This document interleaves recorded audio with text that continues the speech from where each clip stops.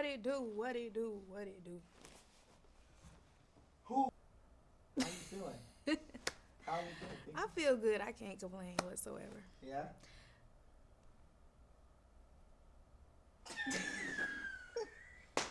Maybe I'm lying. I ain't gonna lie. Like, life been up and down, but I can't like. I try to focus on all the positive. I don't like to be a pessimist or focus on the negativity, but life has its ups and downs.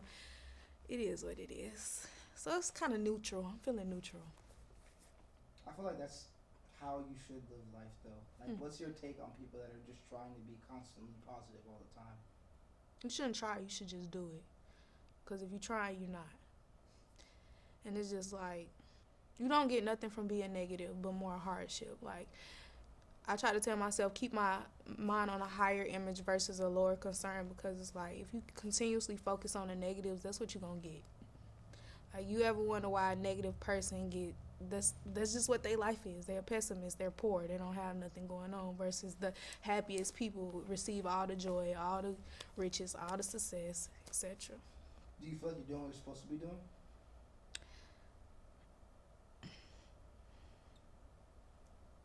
Sometimes I don't feel like I'm doing what I should be doing, and like, it's like I love it and I know I'm doing the right thing, but it's like I said earlier, a lot of the things that we love don't always love us back. So yeah, I love communicating, I love talking to the people, I love like sharing my messages with people, but it's not gonna always all make sense. And I had to tell myself, like, your journey in the long run, it's not gonna always make sense to you. Like, you just gotta keep the end in mind, you gotta keep the goal in mind, you gotta like tell yourself, what do I want from this thing, and keep that at the forefront of your mind. Make that your focus, versus, okay, I'm going through this, I'm going through that, this not working right now, communication really not getting me paid, people don't really want to hear what I got to say, and sometimes people got negative comments and their opinions about what I say. Like, this don't always feel good to me, but it's like, if your intentions is always pure, God will see that, and he'll see you through.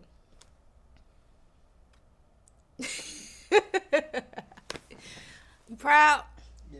I'm proud too, I'm not gonna lie. For I'm real. excited Yeah. for like this new journey. Like, everything was like, people love the real raw shit, but I felt like I had to give people real quality content now. Like, I want y'all to really hear me, feel me, and understand that I'm taking this serious, and I'm not just putting out bullshit. Like, I'm not just picking up my camera to talk and to get some likes and views. Like, I really want to say something to touch somebody's soul and help people understand, like, you gotta have some purpose behind everything you do. Like, a lot of people just doing stuff for no reason, with no end. They don't have the end in mind. That's why a lot of shit be hard, because they don't have a vision for what they're trying to do. So it don't really be making sense. It just be a whole bunch of question marks everywhere. So what's your purpose? My purpose is to move the masses. Like, when I pray to God, I pray for communication to move the masses, and push God's agenda every time. Like, I don't try. Well, matter of fact, I try. I try to keep God at the center of all things I do, because like, we're human. At the end of the day, we're human, and He know we're human. We're gonna sin. We're gonna like. It's times where I forget who the glory go to. I get on my high horse, my ego get in the way of things, and I think it's me. Yeah, I work hard, I get up and I do this and I do that, but the whole time God gave you the ability to do anything that you do in this lifetime. So I try to really show people that it don't matter what you going through, where you from, or what you got going on, God gonna see you through as long as you believe and you put Him at the forefront, in the center of all things you do. What are some of the times to where you feel like you're kind of losing that grip? Like, what is it usually involved in to where you're like, this is what's fucking me up? Like, your vice. When I get too it's moments where I get a lot of like negative thoughts rushing into my brain, and it's either things I done made up in my head about myself, or things that other people done told me. And a lot of times we say we don't do stuff to please other people, but a lot of the stuff we do be to please society or the people around us, or we just doing things because we think that's what the normal is, that's what we supposed to be doing. So I feel like at times when I'm too busy listening to people and outside opinions, that's when I get lost. That's when I lose track. Or at times where I know God got a purpose for me and a plan for me, and I just blatantly like don't add to that purpose. Like, I'm going out a lot, I'm not reading my books, I'm listening to stuff that I shouldn't be listening to, or people, or being around certain places and things just for my own self, satisfaction, or what's the word? Feeding my own personal desires. That's when I get lost, and that's when I know God's gonna sit me down and make me realize, okay, get back on track. How's relationships going? This is the most single I ever been in my freaking life. Like, I always been the type of person, like, without even trying, like, I fall in love very quickly. I'm not gonna lie. Like, and I always go from, like, one serious relationship to the next serious relationship without really giving myself a chance to take a break. So, like, this last relationship I was in, it taught me the biggest lesson of my life. Like, it taught me so many lessons in one, and it was like, it was at a point where I realized, okay, I was committing adultery. Because, like, I was idolizing this person. Everything I was doing was for them, to please them, to, like, everything I was doing was just for them. Like, I was losing myself to the point where nothing I was doing was for me. Like, nothing I was doing was for me, and I was just always focused on this person and what they can be doing. Why are they doing me this way? Like, it's a lot of lessons I learned with this person, and it's like, even after it ended, we're still good friends and stuff. And I still gotta discipline myself from this person, because like, I be getting drunk. I go out, I have a nice little drunk, tipsy night, or whatever the case may be, and this person is at the forefront of my mind. Like, this is the person I want to call. This is like, I don't even be knowing why I want to call them. Like, what is there to say? We already got our closure and all this and that. So it just be moments where it's like, I'm still learning a lesson from that thing and putting God first. How do you refrain yourself? Because I've never understood being friends with your ex. And that's the thing, like, it's crazy. When I first met the person, I knew the type of person they was, and I probably already had it in the forefront of my mind, okay, this might not work out. And I always said, okay, if it doesn't work, be my friend to the end. Like, be my friend regardless of, like, if this plays out the wrong way. Like, I knew what I signed up for. I did not know what the fuck I was signing up. I thought I did, but it was worse than what I thought. And I just always say, okay, just be my friend if all else fails. And it's really like, we're really not friends, because I can't call you for certain shit. I can't, it's just certain things, like a real friend, I couldn't do with this person. I just say friend to keep it on a, like, cordial level. We both say friend and keep it cordial, but you can't really be friends with your ex, especially, like, when it's fresh and it's new and y'all still, like, got feelings and shit. It would never be friends. Do you fuck with the single era that you're in? I love it. I'm not gonna lie. Yeah. I got a love-hate relationship with it. The only time I don't fuck with it is when I'm tipsy and gotta go home alone. I've been celibate too. Like, it's hard out here for a pimp. Like, it's hard out here. But, like, the best part about it all is, like, knowing yourself, learning yourself, what you do like and what you don't like. And you can really still get the same treatment from a lot of people when you tell them no. Like, I used to think I had to, like, tell people yes all the time and, get them a conversation. Like, it was hard to reject people because I don't like rejection. So, I don't know. I like being single. It's like my me era. It's like me finding me, what I like to do, and, like, individuality. Like, I can be by myself. It's teaching me how to be alone and be with God. Are people still in the DMs, though? You already know. my DM be. So how do you deal with that? Like, how do you deal with, like... I ain't gonna lie, like, recently, like, I be saying niggas get on my nerves. Like, y'all get on my nerves. I be ignoring them.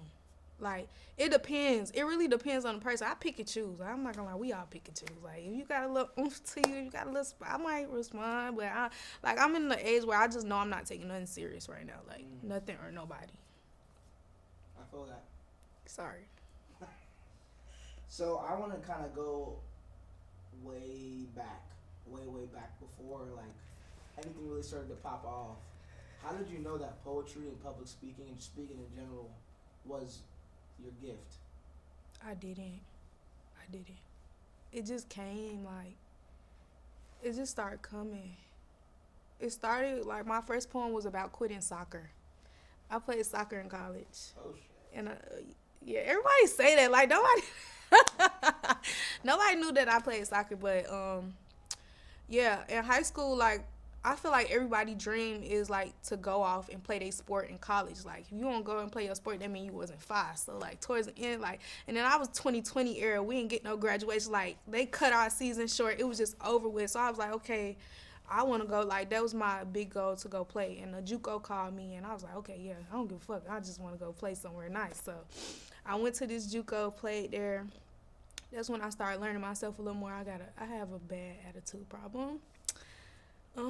The girls were scared of me, and they were on my team. That kind of like blew me. Like I could see the other teams being scared, but like you being on my team and being scared of me, and like my coach having to check me about my attitude, like it was a wake up call. And then along the way, I carried a lot. I carried the team from time to time.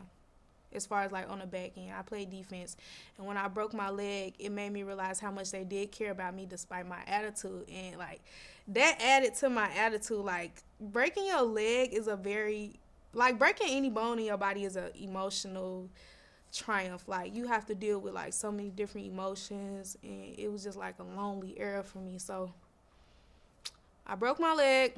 I literally came back the next season to play. I was not fully healed, but I was like lying to my what's the lady? The chiropractor lady. I was lying to her at my last test. I was telling her, "Oh, it don't hurt. It don't hurt." That shit was hurting. She had me running and sprinting back and forth. I'm like, I don't care. I want to go play. I need to get back out there. So I went back and I realized like I was cool. It wasn't that painful, but I had like PTSD in the games. Like at first, how you know in soccer you can like body to body. Like I didn't even want nobody to touch me. Like it was just like you got the ball. Like it was bad. So I was like, dang, I don't think this for me no more. And I just quit. And I didn't know. It was a very sad time for me because I didn't know. There you go. Yeah. Oh, I'm sorry. There you Oh, you're good. Oh my. Yeah. But it was a. I don't know, like college was a big learning experience. Everything in life be learning experiences, but when I broke my leg and I came back and couldn't play no more, I just was like trying to figure out, okay, what's next? Because this was a 2-year school too, like I was about to graduate. So I just started writing a lot because I was very depressed in school too, and like we couldn't smoke at our school, so I was on the vapes bad, and I think the vapes was giving me like hella anxiety. Like I was just like I didn't know what to do, so that's when I started writing poetry and shit. Then I graduated. I went off to Georgia Southern, and it was crazy at the time. My life is crazy. Oh my God. Like it's so many crazy ass events that lead to the next one. So that was over. Cool. Boom. Went back home. It was time to move out of where my mom was living. Like the lease was up or whatever. And like literally the day like we're moving out, me and my mom get into an argument, and she kind of like kicked me out. How you gonna kick me out on the day we moving out? So it's just like, what the hell? Like, so we got into a big argument and stuff like that. And I just went to go stay with my friend at her college town, which was Georgia Southern. And I stayed out there for the whole summer and stuff. And she was just like, you might as well just come here next semester. Like, when the school year starts, come out here and stuff like that. So it's crazy. I come out there when the semester started or whatever. Me and her not even friends no more. Like, that's a story for that time. Me and her not friends no more, but I had other friends that went there, and they still my good friends now. They named Fred, Josiah. And I met a few more people that I love a lot. But I was out there. I was kind of alone. I was very alone there, and I was still writing. But I wasn't, like, sharing my poems. Like, everything was just in my notebook. I was just journaling how I felt some days, writing poems other days. And then I stayed one semester there. And then I lost my job. I lost my job there. I was working at Walmart, like doing warehouse order filling. I hated that shit. Like, I'm gonna show you a picture. Like, you have to stack the fucking boxes up on this little order filling thing, and it was days where my whole tower would fall. And if it fall, you gotta pick it back up, and you're on a time limit, and you gotta get it to the gate. Like, it was just like days where I was just like, fuck this shit. Like, and I got fired because I was like, you know, the little vending machine area where they got snacks and stuff. I wasn't paying for my snacks. I didn't think they cared for real. Like, I would literally grab a snack and just walk to the like eating area, but they fired me for that. So when I lost my job, like, I really couldn't support myself at school no more. Shit, I'm paying my rent. Like, gotta go back home. Go back home to my mom's house. I didn't really have a room there. That was one of the like most irritating times of my life. Like, and then her lease was about to be up again, a full circle moment, a year later. It gets so hard. Like, I don't even want to keep talking about this. She how do I put this? I went back there and I was just in like with the wrong crowd of people. Like, I was hanging with people like that weren't really on nothing for real, like no purpose, no drive for real. Like, I always had a hustle about me, but it was like I had people around me that just wasn't on what I was on, so they was keeping me stagnant, and I felt stagnant. I felt stuck, especially like living where I was living. It was not the best living situation. And then my mom lease was gonna be up, and my mom was the type of person that she always been the type to like move state to state whenever, like, where she want to go, she gonna go. Like, if she wanted to go back to Chicago. So when the lease was up, she was saying how she had helped me and my little sister get an apartment, and every time her and my sister get into an argument, she'd recant on her word. So she recanted on her word, and we was forced to go live with my big sister. It was a 2-bedroom, and it was 3 of us, 3 grown-ass girls. You think I'm gonna be sitting in a room with my grown-ass sister? No. So that didn't really last long.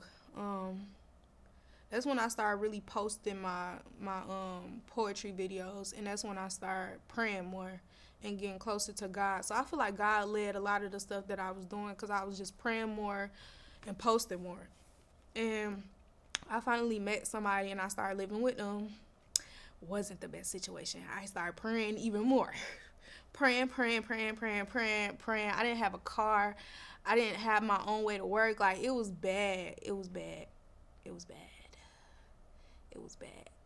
But the prayer helped. Like, God seen me through, and like my videos and my reels started coming like when I started praying to the camera. Like, my first video, I remember talking about how I didn't know how to pray, and how even though I didn't know how to pray, I just started talking to God, and it's just a conversation with God. And everything I ever prayed for, God gave me when I wanted it to, but it was when I needed it to. And like, so many people related to that, and it just started blowing up. Like, I never had a video blow up that much, and I was like, maybe I should start talking about my experience with God a little more. So I started talking about it more each and every day. Like, I was making motivational videos, going to work before, because I was working at H&M. So every morning before I go in at H&M, like, I'm talking about, yeah, you got to get up. You got to go get it. You got to pray. You got to do it. Like, I was just saying anything that came to mind, like, that I was feeling that day. Some days I get on there and pray. Some days I get on there and cry and pray. Some days I, like, it was just the real raw stuff that people was fucking with. And I never really seen it for myself getting this far. Like, it was all by the grace of God, for real. Like, when I was younger, I always wanted to be like a rapper, a singer, like deep down inside. I remember being like 5 years old, asking my mom, like, I was probably like 6. I was like 6, and I asked my mom, how do they remember their lyrics? And I remember always like watching Beyonce, watching like these different people. Alicia Keys, I love Alicia Keys. Like, I used to sing her song all the time. Like, I thought I could just sing. So, but it was just something like I never really thought was obtainable. Like, I never thought, you watching somebody on TV, you from the hood, like, you ain't really like, yeah, I want to be there, but you don't really believe that. Like, you don't really believe. So it's like, as I got older, the more I started praying to God, and the more I got into the law of attraction, that's when I started believing, like, okay, I can have whatever I want. Like, if God is real, if I'm possible, if I'm here, if you processing what I'm saying, and you hearing everything I'm saying, like, why I can't be who I say I want to be? Like, this should be like, it be unexplainable. So it just be like, okay, I don't need no explanation to be who I need to be. Like, I could just go do it. Like, as long as I tell myself and I believe it and I work towards it. So now it's in the part of like having faith and staying down for the journey, because now you know what you want. It's just about, are you gonna stay down long enough to really get it? Are you gonna go through the trial and tribulation? Are you gonna trust God? And he gonna continue to test your faith every time. Like I said the other day, I had an anxiety attack. I'm telling myself, I don't know if I should be doing this. Should I? Why the hell am I doing poetry? And now I'm trying to do music and be a community, get paid off public speaking. Like, be for real, Pinky. Who want to hear what you got to say? Like, you young, you black, you tatted up. Like, you not the most, you're not the most, they want highly educated people in suits telling them what to do. Like, I'm not that. So it's just like, I don't know. It's just like belief, faith, God. I feel like because you're that way, that's why people want to hear it, because it's not sugarcoated. You know what I'm saying? Yeah. I feel like this is just more of the introduction. Like, this is okay, I'm letting y'all know who it is. Y'all see, man, I'm still gonna post that other stuff, but like, you know what I mean? Like, this is that. So, yeah, like, you're gonna have a very, very big impact on a lot of people that are like you. Seriously, because you're already so vulnerable, and that's the hardest part for so many people, is just being vulnerable. So how did you become so okay with being vulnerable in a world where everyone's trying to have a persona or be so cool that they lose themselves? It's crazy because sometimes I'd be scared to be vulnerable too. Like, I'm a crybaby. Like, I'm about to cry right now. I always been a crybaby. I always been a big mouth too. Like, when I was younger, like, something very traumatic happened to me, and I was 5 when it happened to me, and I just told my mom, and like, it was like a full circle moment where something happened again. And I told the whole family. Like, I always been vocal. I always been like, I'm gonna say the truth. Like, I come from a family, like, they just sweep shit under the rug. Everybody try to hide their feelings. Like, I always been the one, okay, I'm about to say the shit that nobody else want to say. Like, and then because, like, I feel like the world's so made up and people so ingenuine, it makes me want to be as real as I can be. So when people come around me, they don't feel like they got to be like that around me, because it make me feel like, damn, now I got to act like somebody I'm not, because you coming. Like, people still do it to this day, because, like, I just got this following on Instagram, and now I see people come around me and they try to act like more than what they are, because they think I'm like this celebrity ass bitch. Like, yeah, think you that, know you that, but it's the difference in, like, it's like, you got to know humility. You got to know, like, it's like a Bible verse that says, because even Jesus did it, act as if you're the person next to you is better than you, in a way. Like, I don't know how to explain it, but I just always wanted to say the truth and be real, because, like, I don't want to fake my lifestyle. I don't want to have to pretend, because, like, the truth always going to come to the light, and the fruit going to always show, like, in what you have. Like, we think because we got money and riches and stuff like that, like, a person is all good and they got it all going on, and nah. So who are you? I'm a crybaby. I'm a real raw person. Like, I'm Coriana. I'm Pinky. I'm Corey. It's hard trying to explain who I am. I'm a lot of things. I'm whoever I want to be when I want to be it. I'm not who society say I need to be. I'm not who my friends want me to be. I'm not who my mama want me to be. I'm not who anybody want me to be. I'm who God says I am. And he said I was fearfully and wonderfully made. He said he said we're a holy people. Like, I believe that we really got gifts and talents within us that God has given everybody. You have intuition, you have perception, you have will, you have imagination, you have all these things to exercise your faith in God and to go be who God called you to be. And a lot of times we got to figure that out. And to know God is to know self. So I'm whoever God say I am. And that's a wrap.